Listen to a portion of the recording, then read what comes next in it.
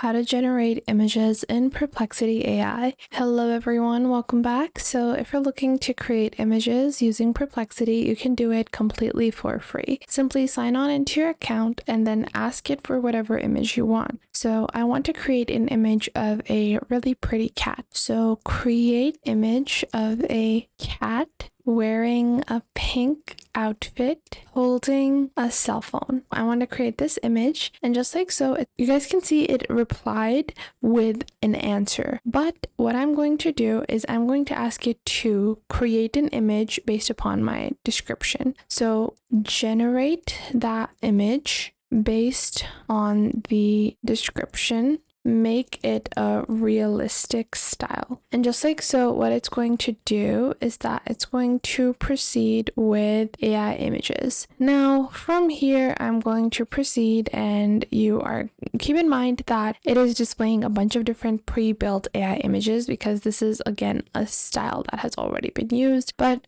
in the same way, create an image of a unicorn, and then it created an image of a unicorn. Create an image of a cat, and then from here, it's going to proceed. Now, image generation, again, is a feature that is a bit more expensive to use. So on the free version of Perplexity, you get 3 pro queries. However, if you want to create as many images as you want, then you can proceed with Perplexity Pro for $20 a month. Now, when you subscribe to their pro models, you have more pro queries and you're able to generate more images. Although you can generate images on the free version, the thing is that it's going to reply like this, where it's going to answer based upon some text that has already been done. Create whatever you want. And then just like so, it's going to create an image based upon whatever it thinks is going to be the best. So now it's generating the image and it's making it super detailed. But again, this is the limitation when it comes to Perplexity. Sometimes it's going to generate your image right away if you're on the free version, but sometimes, unless you're on the pro version, it's not going to generate your image at all. So do keep that in mind whenever using Perplexity's image generation features. I hope you guys found this video helpful, and if you did, make sure to leave a like and subscribe.